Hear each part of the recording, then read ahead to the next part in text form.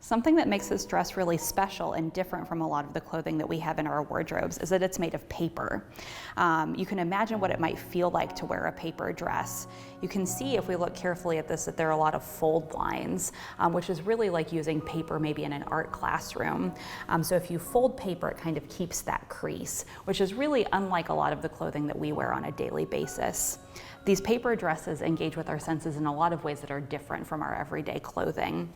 So this is really stiff. You can see how it's keeping that shape, and that as we have this flat here, it's not standing up at all. So having it displayed like this really flat is kind of how the designer intended. So if we look at this piece, you can see that there are a lot of fold lines here, and the shape of them kind of reflects the shape and size of this piece. So we can tell that when this was initially sold, that this was folded up into a rectangle and sold that way. You might think about how that's similar and different to some things in your own life. If you go to a store today, how many pieces of clothing do you buy in small rectangles like this, and how many do you see on hangers instead? You might also think about how you store your own clothing at home, that sometimes there are these fold lines that happen. Some exciting things to think about with this being a paper dress is that it engages a lot of our senses in a way that's different from most of the clothing in our own wardrobes. So for example, this is really holding these lines because this is a really stiff fabric. So you can imagine what it would feel like having this on your body. You might wonder, is this soft or is this hard against your skin? You can see that there's a lot of texture on the inside of here. So if this were on your body, it would be kind of scratchy. Maybe you've helped someone do laundry before and touched a dryer sheet, which is kind of scratchy and holds folds too. The texture of this is very similar. Also, if we get really close, you might be able to hear how it gets crunchy. That's also because this is a really stiff fabric. So the experience engaging all your senses wearing this is very different from most of the clothing that we have today. This is already talking about putting this in the trash.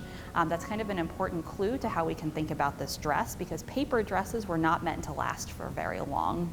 The clothing in our wardrobes lasts for, years if we're lucky, but clothing like paper dresses would last maybe only 2 or 3 times of wearing it. So the title with this, Wastebasket Boutique, is letting us know that this is a very temporary thing and was meant to be disposable or meant to be thrown away. Another thing that we can learn by looking at this is that there's a very specific kind of person that was meant to wear this.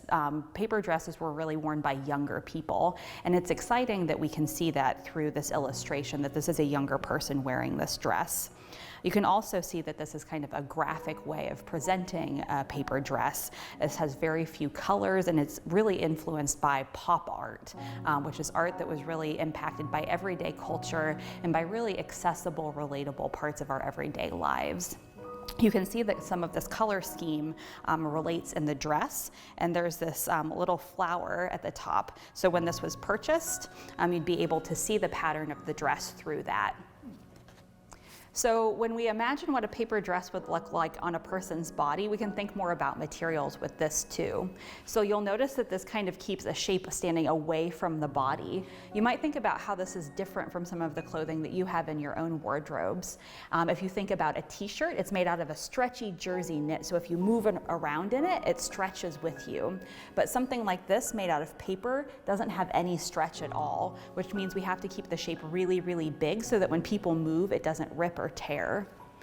It's also interesting to think about this being a shorter dress. So in the late 1960s, some younger people really enjoyed wearing mini dresses. And because this is a shorter length, it also kind of fits into that youth lifestyle that people were really excited about in the 1960s. A dress like this, because it was disposable, was something that people who didn't have a lot of resources, didn't have a lot of money, could still afford. So a dress like this, in today's money, could cost as little as $5. That also meant that sometimes people were really creative with when they decided to purchase these and wear them. And talking with some people who owned paper dresses in the 1960s, I've gotten to learn that sometimes people got paper dresses that matched tablecloths and paper plates that they had at parties, so that they could really match the party the ambiance that they were creating. I've also heard that sometimes when people would travel, instead of packing a big heavy suitcase with all of their clothes, instead they would buy paper dresses and wear them for a few days while they were traveling and then just throw them away.